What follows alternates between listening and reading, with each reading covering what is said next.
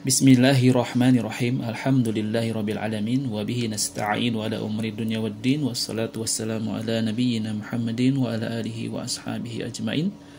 Allahumma inna nas'aluka ilman nafi'an wa rizqan thayyiban wa amalan mutaqabbalan. Rabbi zidna ilman warzuqna fahman. Amma ba'd.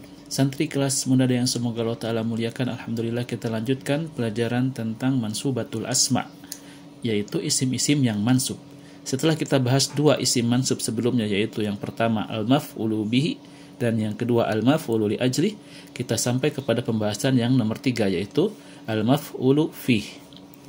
Mu'alif memberikan penjelasan al-maf'ulu fihi, maf'ul fih wa yusamma, atau yang dinamakan atau yang disebut dorfan, dorof. Huwa adalah ismun, sebuah isim, yudhkaru yang disebutkan, libayani zamanil fi'li untuk menjelaskan waktu terjadinya perbuatan, au makanihi atau tempat terjadinya perbuatan. Jadi maf'ul fi disebut juga dengan istilah dzaraf, dan yang namanya dzaraf itu menjelaskan tentang dua hal. Kalau tidak waktu, yaitu tempat. Makanya ada dzarfu zamani wa dzarful makani. Nanti insya Allah kita akan bahas ya. Jadi dzaraf itu adalah, atau maf'ul fi itu adalah isim yang disebutkan untuk menjelaskan waktu perbuatan atau tempat perbuatan. Di sini ada contoh-contohnya. Dhahabtu yaumal ahadi. Dhahaba ini fi'il madi, tu-nya fa'ilnya. Yauma ini adalah maf'ul fi. Maf'ul fi adalah yang menjelaskan tentang waktu atau tempat. Berarti kalau yauma maknanya itu adalah hari, maka itu menunjukkan waktu perbuatan. Adapun al-ahad ini adalah penjelasan lebih lanjut tentang harinya, yaitu hari Ahad. Maka kalau kita terjemahkan, aku pergi pada hari Ahad, ya. Itu contoh yang pertama. Kemudian contoh yang kedua. Sumtu. Soma yasumu, ini soma ini adalah fi'il madi.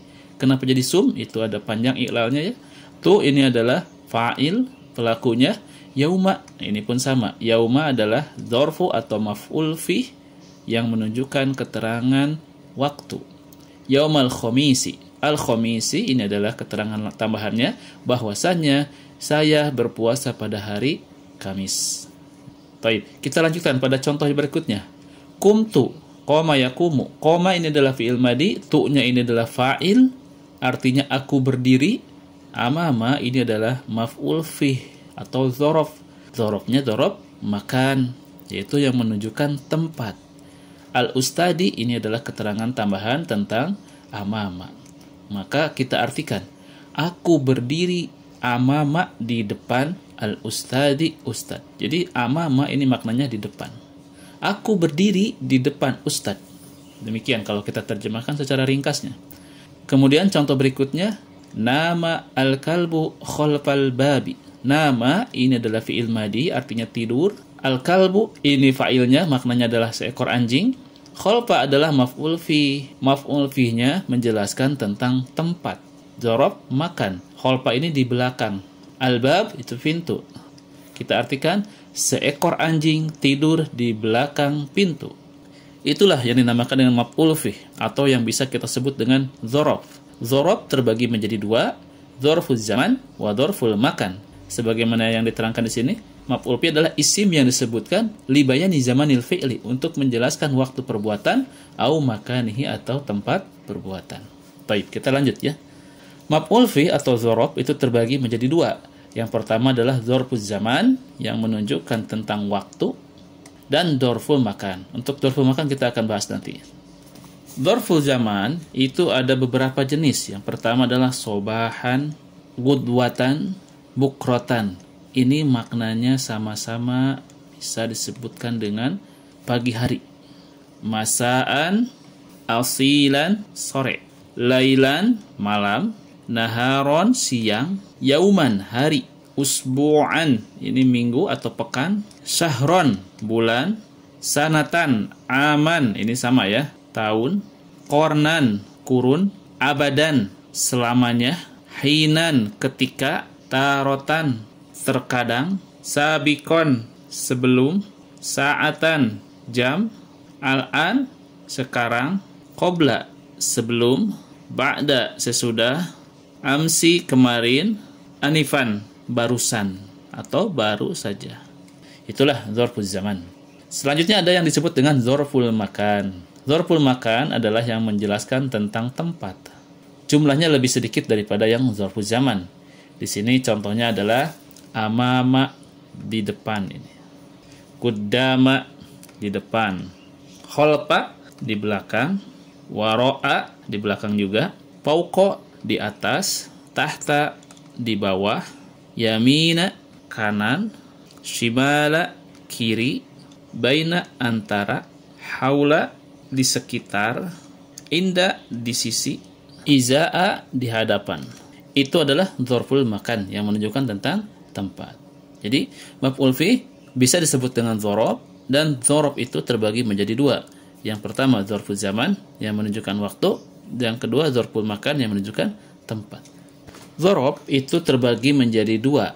Yang pertama, kalau tadi pembagian dzaraf berdasarkan keterangannya, yang kedua ini pembagian dzaraf berdasarkan dia bisa mutasharrif atau tidak mutasharrif. Mutasharrif itu dia bisa dipakai atau digunakan untuk kata lainnya. Adapun ghairu mutasharrif dia tidak bisa digunakan untuk yang lainnya, hanya sebagai dzaraf saja. Dzarfun mutasharrifun adalah ma yusta'malu dzarfan hinan wa ghairu dzarfin hinan akhar.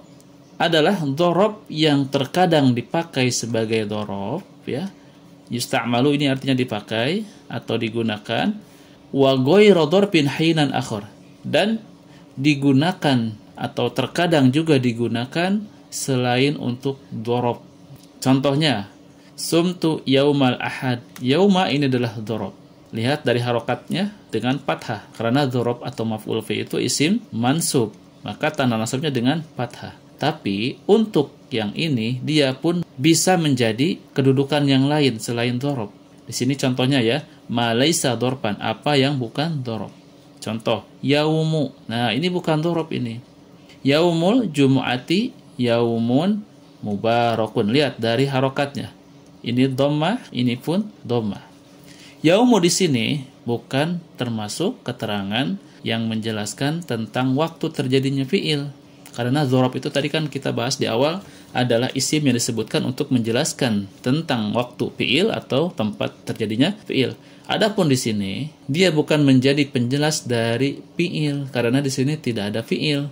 Makanya yaumu di sini dia bukan sebagai dzaraf tetapi sebagai mubtada.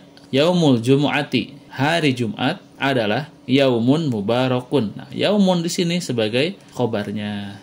Hari Jumat adalah hari yang mubarak atau yang diberkahi. Taib, itu adalah yang mutasarrif. Adapun yang ghairu mutasarrifin, penjelasannya adalah ma la yusta'malu illa li dzarfi. Apa yang tidak dipakai atau dzaraf yang tidak dipakai illa kecuali li dzarfi, sebagai dzaraf saja. Awil jarri bimin, atau juga dia dijarkan dengan min. Contoh ya, qabla, ba'da, inda, semuanya bukan dzaraf yang mutasarrif, melainkan dzarfun ghairu mutasarrifin atau dzaraf yang tidak mutasarrif. Jadi tidak bisa digunakan sebagai isim di awal kalimat. Tidak bisa juga ditempatkan pada jumlah atau kalimat lengkap yang tidak ada fiil di dalamnya.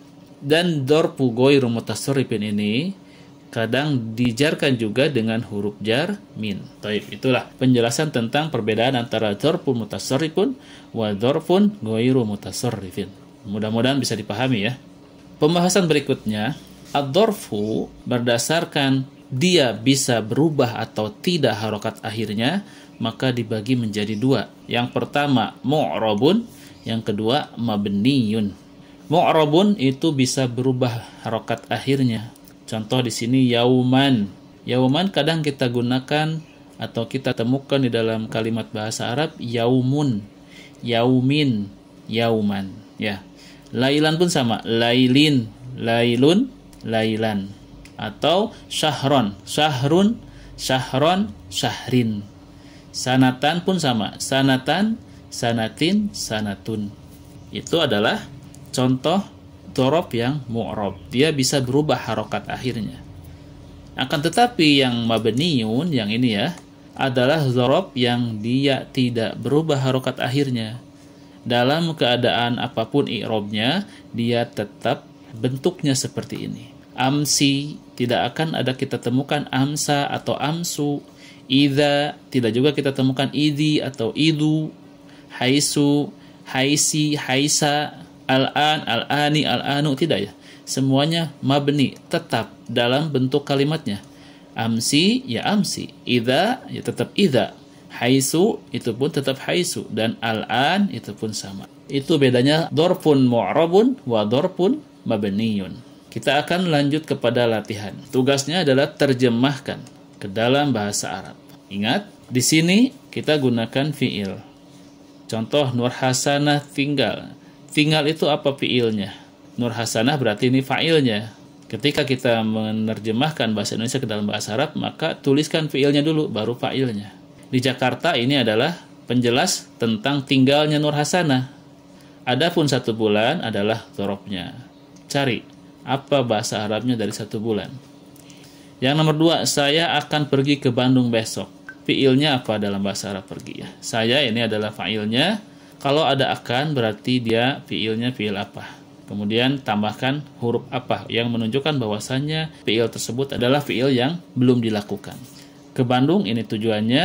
Nah, besok ini adalah dzarofnya atau maf'ul fihnya. Apa itu besoknya? Dan demikian pula yang nomor 3, 4, dan 5. Silahkan dikerjakan. Nanti di liko insya Allah akan Ana tanyakan kepada antum semua.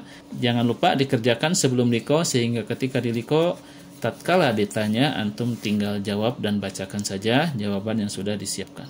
Baik, demikian ya untuk penjelasan pada kesempatan kali ini. Semoga bermanfaat dan semoga Allah berikan kemudahan untuk memahaminya dan kita pun bisa menggunakannya dan mengamalkannya di dalam membaca lafaz-lafaz bahasa Arab yang terkandung di dalam kitab-kitab para ulama, di dalam hadis, juga di dalam Al-Quran. Demikian, subhanakallahumma wa bihamdika asyhadu an la ilaha illa anta astaghfiruka wa atubu ilaik.